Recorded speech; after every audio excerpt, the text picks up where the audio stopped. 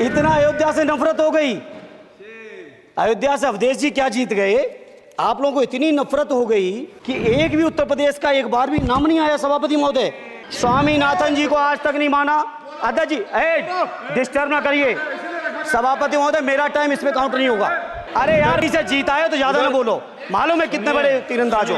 किसान अगर अपनी एमएसपी की मांग करते हैं, हजारों किसान यहीं दिल्ली की सीमा पर मारे जाते हैं और आप सोचते हो कि आपकी बात को कोई समझेगा नहीं। 20 करोड़ नौजवानों को रोजगार कहाँ है? अरे छोड़िए यार, अबे कोई नोटिस नहीं लेता तुम्हें, छोड़ो कोई नोटिस नहीं लेगा तुम्हें।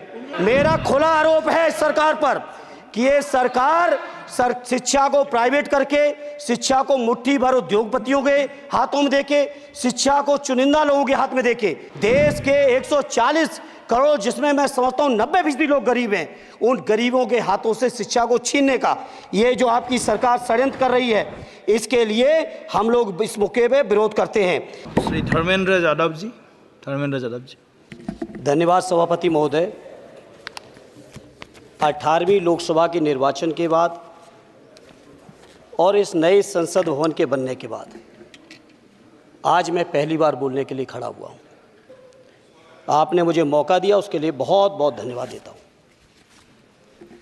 सभापति जी, सबसे पहले श्रद्धेय नेताजी को मैं नमन करना चाहता हूँ, जिन्होंने अपने संघर्ष, अपनी हिम्मत, साहस और अपने पूरे जीवन की तपस्या समाज के उत्थान के लिए, देश और उत्तर प्रदेश की तरक्की के लिए और समाज के हर व्यक्ति की तरक्की और खुशहाली के लिए उन्होंने जो अपना पूरा जीवन समर्पित किया है, सबसे पहले मैं आपके माध्यम से उनको नमन करना चाहता हूँ।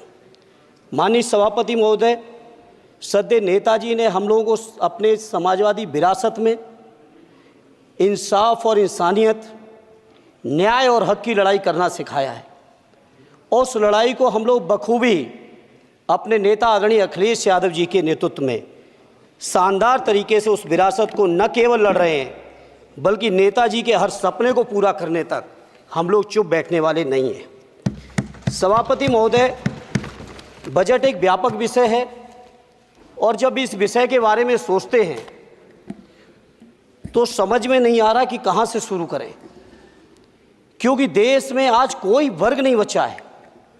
कुछ चुनिंदा उद्योगपतियों के बारे में बात नहीं करूंगा, लेकिन देश के 140 करोड़ लोगों में से कम 95% लोग ऐसे हैं जो आज पूरी तरह से बर्बाद है।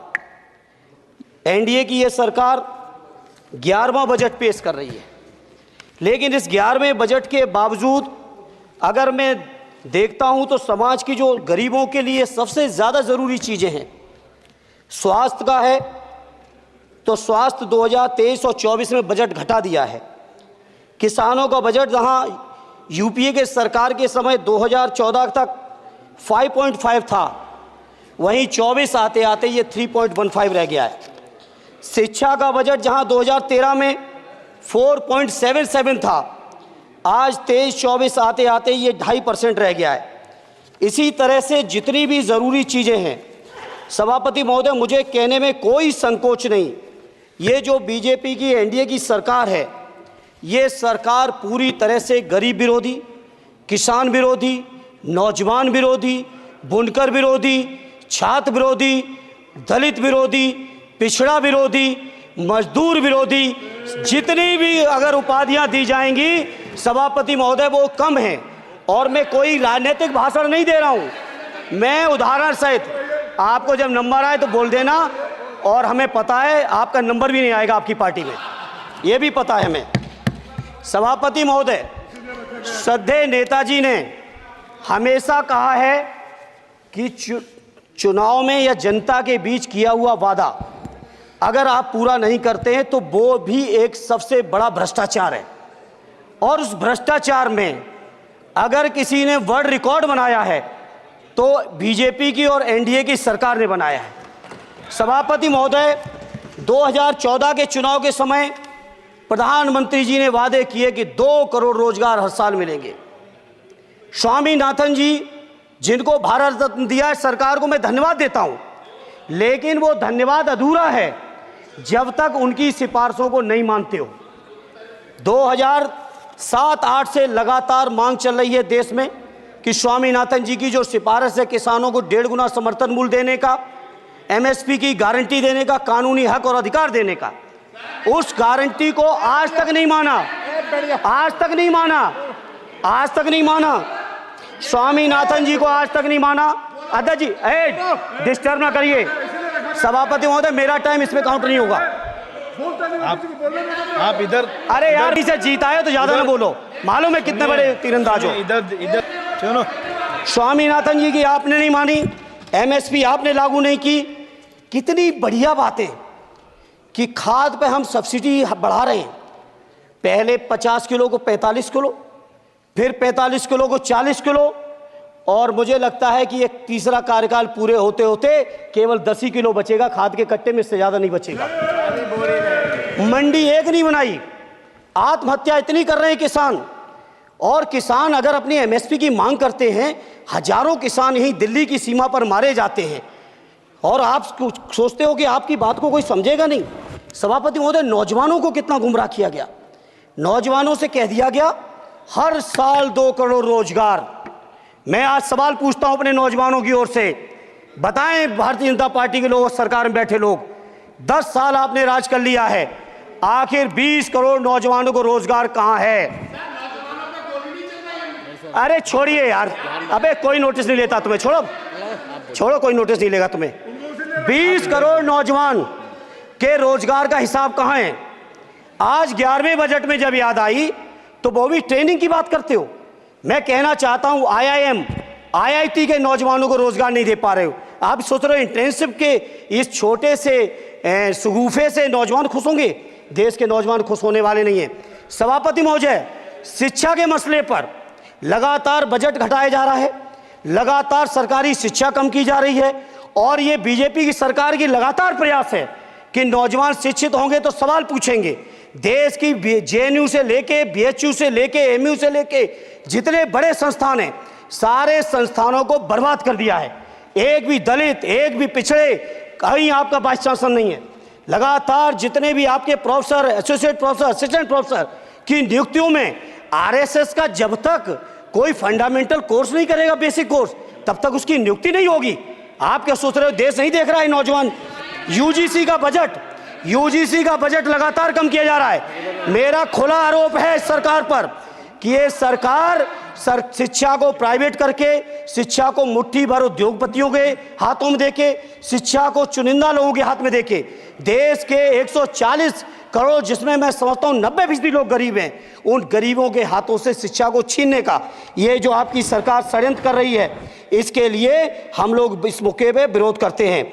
लगातार फीस बढ़ा रहे हैं, शिक्षकों की कमी है, रोजगार आप दे नहीं पा रहे हो, सामाजिक असमानता। सभापति महोदय, 2014 में जिस समय सरकार बनी थी एनडीए की, उस समय देश की जितने भी जो आर्थिक चीज़ें थी, जो वेल्थ थी, उसमें पिछड़ों की हैसियत 17% थी, 17%, और आज 10 साल की एनडीए की सरकार के बाद पिछड़ों की आर्थिक हैसियत हो गई है केवल 9%।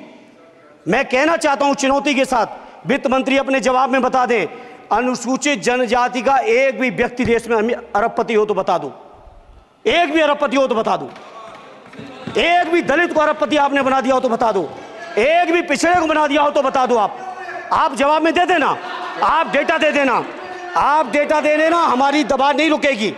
सभापति महोदय, जब बीजेपी की सरकार, जब बीजेपी के लोग विपक्ष में रहे तो ओपीएस की बातें किए।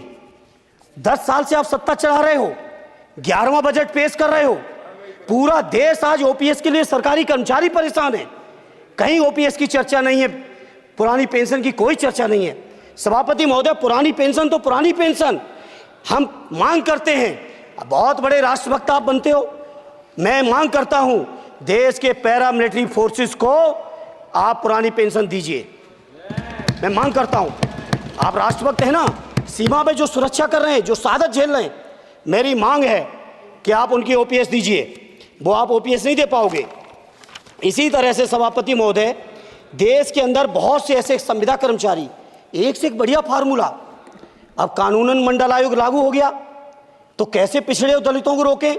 तो संविदा कर्मी की प्राइवेट कंपनी, प्राइवेट आपने आउटसोर्सिंग कर दी।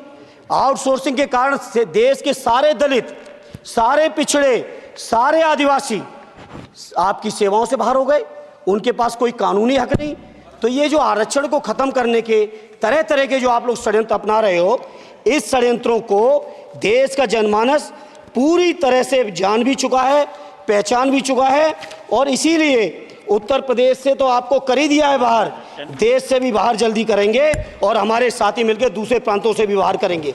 इसी तरह सभापति महोदय, हम मांग करते हैं, आप सोचिए उत्तर प्रदेश अकेले के अंदर, देश के हालात मुझे नहीं पता और बदतर होंगे, अकेले उत्तर प्रदेश में 1000 से ज्यादा शिक्षा मित्र आत्महत्या कर चुके। सभापति महोदय, कोई सरकार के कान पे जू नहीं रेंग रही है, किसान आत्महत्या कर रहे हैं, इन्हें कोई मतलब नहीं, अनुदेशकों को तनख्वाह नहीं मिल रही है समय से, कोई मतलब नहीं, आंगनबाड़ी महिलाएं परेशान हैं, इनको कोई मतलब नहीं। सभापति महोदय, आपकी आशा बहुएं, आपकी ये रसोईया महिलाएं, आपकी आंगनबाड़ी, पंचायत सहायक, रोजगार सेवक, मैं समझता हूं सभापति महोदय यहाँ बैठे हर सदस्य के पास इनके क्षेत्रों का ये डेलीगेशन जरूर मिलता होगा और मांग करता होगा कि कम से कम हमारा मानदेय बढ़ाया जाए, हमें स्थायी किया जाए। सभापति महोदय, इसके लिए सभापति महोदय मेरी पार्टी के किसी भी मेंबर से हम नंबर कम कर लेंगे, टाइम, मेरा टाइम बढ़ा दीजिए, बढ़ा दीजिए, कोई भी मेंबर हमारे लिए दे देंगे टाइम, हम लोग। इसलिए सभापति महोदय, इन सभी समस्याओं के लिए मैं आपसे कहना चाहता हूं कि इनका समाधान करिए, और नहीं समाधान करेंगे तो अभी तो बैसाखी पे बन गए, बिहार और आंध्रा को पैकेज देखे फिर देश में कितने राज्यों को पैकेज दे पाओगे? अरे वित्त मंत्री जी, उत्तर प्रदेश से आते हो, इतना भी हक नहीं कि पूरे बजट भाषण में एक बार उत्तर प्रदेश का नाम आ जाता।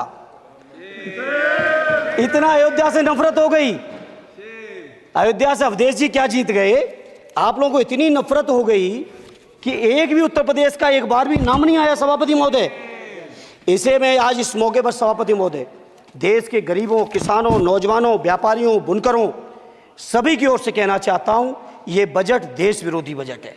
कुछ समस्याओं के लिए सभापति महोदय संवेदनशीलता के साथ मैं कहूँगा सरकार को विचार करना चाहिए। श्रद्धेय नेताजी जब रक्षा मंत्री थे, उन्होंने व्यवस्था दी थी कि देश के अंदर जो भी सैनिक शहीद हुए हैं उनको ससम्मान उनके घरों पे जाके राष्ट्रीय सम्मान के साथ उनकी अंत्येष्टि हो। मैं उन्हीं की परंपरा को आगे बढ़ाते हुए एक और मांग करता हूं सभापति महोदय कि जो हमारे शहीद जिनकी अंत्येष्टि स्थल जहां कहीं भी बना हो, जिस भी परंपरा से बना हो, अरे आपको कुछ नहीं पता है, अरे यही तुम्हारे सैनिकों के लिए यही तुम्हारा भाव है। सभापति महोदय, आप बोले सर। सभापति महोदय, मेरा अनुरोध है अग्निवीर की योजना खत्म की जाए। ये 4 साल के सैनिक से देश की उतनी मजबूत रक्षा नहीं हो सकती। नौजवानों को गुमराह करके केवल 4 साल, उन्हें दो ना 60 साल तक रिटायरमेंट, 4 साल बाद वो कहाँ नौकरी ढूंढेंगे। इसे मेरी मांग है अग्निवीर की योजना खत्म की जाए। साथ ही साथ मेरी एक मांग और है कि जो शहीदों की शहादत स्थल है उसको शहीद स्थल के तौर पर डेवलप करने के लिए केंद्र सरकार को अतिरिक्त बजट देना चाहिए। मैं नहीं समझता हूँ इसमें किसी को कोई दिक्कत होनी चाहिए। इसी तरह सभापति महोदय, बातें बहुत लंबी लंबी की जाती हैं, थोड़ा सा मैं अपने क्षेत्र के बारे में कहूँगा। आदरणीय हमारे नेता माननीय राममूर्ति वर्मा जी ने भी कहा है, माननीय लालजी वर्मा जी ने भी, जो बाढ़ की समस्या है, जो समस्या बिहार में है नेपाल से पानी छोड़ने की, वही समस्या उत्तर प्रदेश की भी है। और विशेषकर पूर्वी उत्तर प्रदेश में अगर आप चलिए तो खीरी से शुरू करेंगे, पीलीभीत खीरी से लेके पूरा आप चले जाइए और एकदम कुशीनगर बॉर्डर तक, बिहार बॉर्डर तक पूरी की पूरी समस्या है। घाघरा जब आती है तो मैं समझता हूँ इन जिलों के लाखों लोगों को तहस नहस करके चली जाती है। जितना विकास होता है सभापति महोदय, बरसात के समय वो सारा का सारा विकास पूरी तरह से खत्म हो जाता है। इसलिए मेरी मांग है केंद्र की सरकार से कि बजट आप पास कर रहे हो तो कम से कम उत्तर प्रदेश से इतनी नफरत ना करो। 2 बार तो उत्तर प्रदेश की दम पे ही बैठे थे और तब भी ये वित्त मंत्री जी हंस रहे हैं, इनके यहाँ भी आता है बाढ़ तो जाती होगी महाराज, बचता तो नहीं होगा, कुशीनगर बचता नहीं होगा। आपका मऊ बसता नहीं है, आजमगढ़ बसता नहीं, अम्बेडकर नगर बसता नहीं, बहराइच बसता नहीं, खीरी बसता नहीं, श्रावस्ती बसता नहीं, पीलीभीत बसता नहीं, बलिया बसता नहीं है, कुशीनगर बसता नहीं है, गोरखपुर बसता नहीं है। इतने जिले तो हमारे उत्तर प्रदेश के प्रभावित हैं। तो बिहार की तरह से एक विशेष पैकेज हमारे उत्तर प्रदेश के लिए भी दे दो। कम से कम इतना तो कहने की हिम्मत रखो, केवल चीखने के लिए बैठे हैं सब के सब।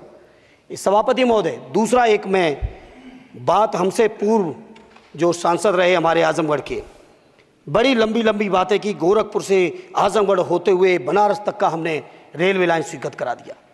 सभापति महोदय, मैंने जब पता किया अधिकारियों से, तो सच्चाई ये है कि अभी उस पर एक भी पैसे का बजट का आवंटन नहीं है। नहीं है बजट का आवंटन। हाँ, आज आप ही ने तो पेश किया बजट, आप ही तो साइन किए हो। निर्मला जी ने तो किया नहीं होगा, आप ही ने किया होगा। तो सभापति महोदय, उस पर बजट भी आए, उस पर बजट भी आना चाहिए।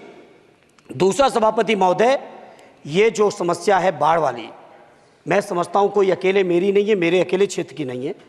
जो भी संवेदनशील व्यक्ति होगा इस पर जरूर गंभीरता से सोचेगा, उसको सोचे। इसी के साथ मैं अपनी पार्टी की ओर से इस जन विरोधी बजट का पुरजोर विरोध करता हूं। बहुत बहुत धन्यवाद।